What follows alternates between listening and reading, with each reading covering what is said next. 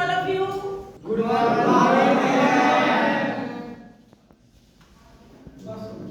Yes. Today we are going to start our next lesson, the types of communication skills. कितने प्रकार के communication के skills होते हैं वो मैं आज आप लोगों को बिल्कुल थॉरोली पढ़ाऊंगी। उसमें से हम कोई भी एक स्किल को एक्सप्लेन करेंगे और how you will improve your that skill, then I will explain it. Okay Okay. Okay types of communication skills, there are mainly 4 type of communication skills. 4 तरह की कम्युनिकेशन स्किल्स होती हैं जो हमारे from first year up to final year तक सारी skills काम आती है और वो आपकी हर सब्जेक्ट पे काम आएगी, चाहे वो कोई या तो इंग्लिश में या मैथ्स में, ऐसा नहीं है। आपके सॉफ्ट स्किल्स में, आपके हार्ड स्किल्स में, आपके लेटर लिखने में, आपको इंटरव्यू देने में, सारी चीजों में ये स्किल्स आपकी काम आने वाली है। और यही स्किल्स जो होती है ना, ये आपको लाइफ लॉन्ग काम आती है। जब आप किसी अच्छे जॉब में पहुंच जाओगे, अच्छे प्लेसमेंट में जाओगे, कहीं पर भी जाओगे, तभी भी आपको ये चारों स्किल्स आपको काम आएंगी जो आपने इस सेमेस्टर फर्स्ट ईयर के फर्स्ट सेमेस्टर में आप पढ़ेंगे। तो हम come to the types of communication skills, that are the 4 type of communication skills, that is listening skill, reading skills, writing skills and speaking skills. Speaking skills जो हम लोग viva में और हमारा सेल्फ इंट्रोडक्शन में होता है, वो सारी चीज स्पीकिंग स्किल्स कहलाती है। हम साथ साथ लेके सब चारों स्किल्स के ऊपर हम डिफाइन करेंगे। जैसे कि लिसनिंग स्किल्स जो होती है, a good listener is a good reader, a good reader is a good writer, a good writer is a good speaker। तो पहली जो स्किल होती है लिसनिंग स्किल, वो इंपॉर्टेंट कहलाती है। यानी कि अगर आपने लिसनिंग प्रॉपर कर लिया तो आप एक अच्छे रीडर बन जाओगे। अगर आप अच्छे रीडर बन गए तो आप एक अच्छे राइटर बन जाओगे।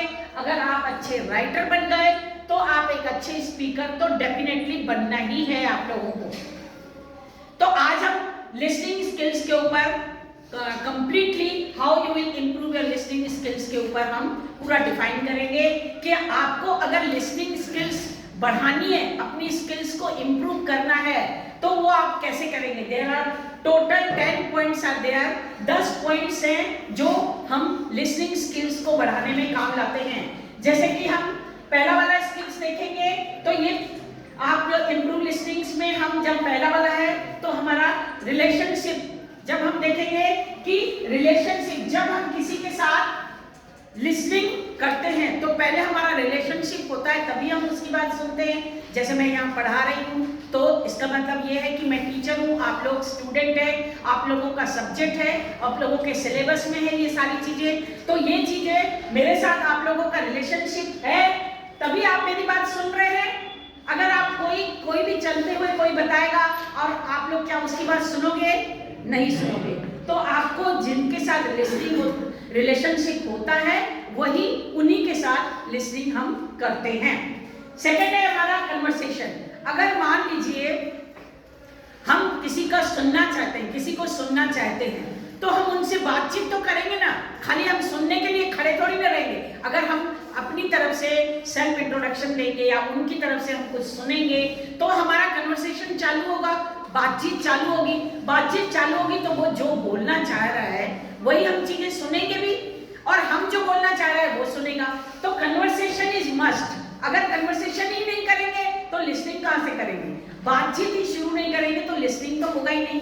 तो कन्वर्सेशन हमारा इंपॉर्टेंट है जो कि लिसनिंग में इंप्रूव करने में काम आता है। तीसरा है हमारा आई कांटेक्ट, यानी कि अगर हम किसी को सुन रहे हैं तो आई कांटेक्ट बराबर आप उनके साथ बनाए रखोगे, तभी आप प्रॉपरली सुन पाओगे। जैसे मैं अभी यहाँ पढ़ा रही हूँ तो आप लोगों के साथ मैं अगर आई कांटेक्ट बनाए रखूंगी तभी मैं आप लोगों को प्रॉपरली एक्सप्लेन कर पाओगे और आप लोग प्रॉपरली सुन पाओगे। तो आई कांटेक्ट, जब भी आप किसी से बात कर रहे हैं तो आई कांटेक्ट बनाए रखिए, तभी आप प्रॉपर लिसनिंग कर पाएंगे, उनकी बात को सुन पाएंगे। उसके बाद है नेक्स्ट आप लोगों का लिमिट जजमेंट, यानी कि जब आप किसी के साथ कन्वर्सेशन करते हैं, आई कांटेक्ट बनाते हैं, उनकी बात सुनते हैं, तो उनको आप जज मत करिए कि नहीं यार ये अच्छा नहीं पढ़ा रहा है, ये अच्छा नहीं बता रहा है, ये अच्छा कुछ नहीं बोल रहा है। अगर आप इस तरह से जजमेंट करोगे ना तो उनकी बात को सुन नहीं पाओगे। हो सकता है वो थोड़ा सा लेंथी कर दे, या हो सकता है अपने मुद्दे अपने पॉइंट्स पे वो देर से आए, स्टार्टिंग में कुछ अलग बोल रहा है, तो आप उसको लिमिट जजमेंट करके आप उसको उसी तरह उसी समय आप सुनना बंद कर दोगे। तो ऐसा मत करो। अगर आप जजमेंट को नहीं करोगे, किसी को जजमेंट नहीं करोगे, सुनने की कोशिश करोगे, समझने की कोशिश करोगे, तभी आपकी लिसनिंग इंप्रूव होगी।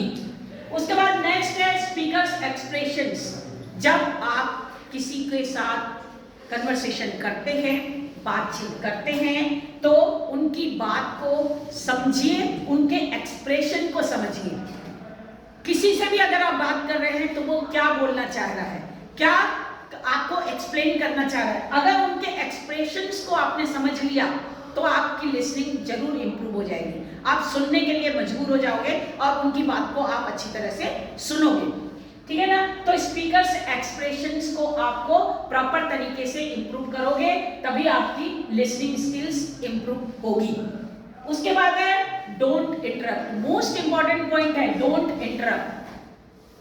जब आप किसी के साथ बातचीत कर रहे हो, सुन रहे हो उसकी बात, तो इंटरप्ट मत करना, यानी कि बीच में नहीं बोलना है। बीच में बोलने से आप लोगों की लिसनिंग, जो वो बोलना चाह रहा है, आप अगर बीच में ही बोलेंगे तो आप उस चीज को सुन नहीं पाओगे अच्छी तरह। अगर नहीं सुन पाओगे तो आप उस चीज को मिस कर दोगे। तो आप किसी को भी सुन रहे हो, सिर्फ मुझे नहीं, किसी टीचर को, किसी फ्रेंड्स को, किसी आपको कोई किसी स्पीकर को सुन रहे हो, या अपने पेरेंट्स को सुन रहे हो, किसी को भी सुन रहे हो, तो आपको इंटरप्ट नहीं करना है, उनकी पूरी बात सुननी है। पूरी बात सुनोगे तभी आपकी लिसनिंग इंप्रूव होगी।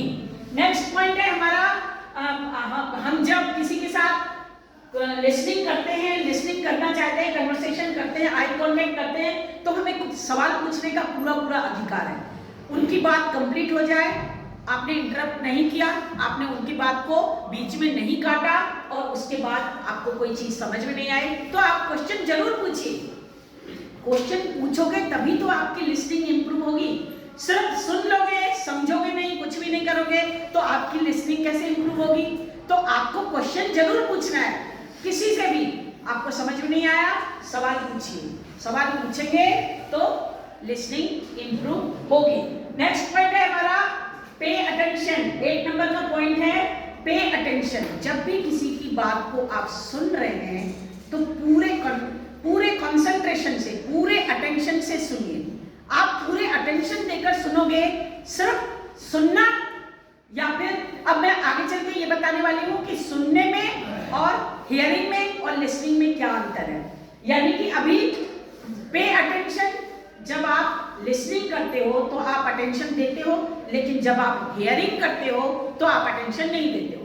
तो लिसनिंग जो चीज होती है वो अंडरस्टैंडिंग के साथ होती है, लेकिन हियरिंग वाली जो चीज होती है विदाउट ना, किसी को जैसे लिसनिंग है, कोई चीज को आपने लिसनिंग किया तो आप उस चीज को अटेंशन देकर लिसनिंग कीजिए। कोई भी चीज को लिसन करने के लिए आपको अटेंशन चाहिए। उसके बाद नेक्स्ट आपका पॉइंट है प्रोवाइड फीडबैक। जब किसी को लिसनिंग किसी को कर लिया आपने, तो उस चीज को आप उसका फीडबैक दीजिए, उसका रिस्पॉन्स दीजिए। जब आप रिस्पॉन्स देंगे तो आप, जब जैसे कोई चीज आपने पूछी, आपको सवाल का जवाब मिल गया, तो आपने उस चीज का रिस्पॉन्स दे दिया, यस आई अंडरस्टैंड, तो आपने इसका मतलब प्रॉपर लिसनिंग किया।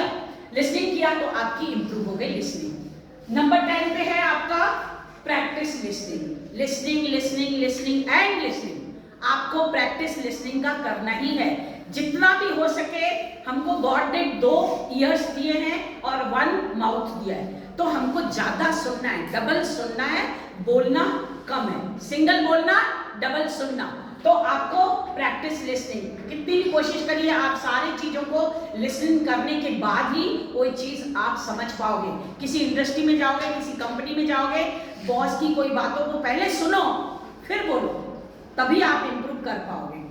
तो I think you understand all the 10 points how you improve your listening skills. और अभी तक अगर आपने हमारे चैनल को सब्सक्राइब नहीं किया है तो डॉक्टर मुक्ता चंदानी चैनल को सब्सक्राइब कर लीजिए, लाइक कर लीजिए, शेयर कर लीजिए। Thank you for watching.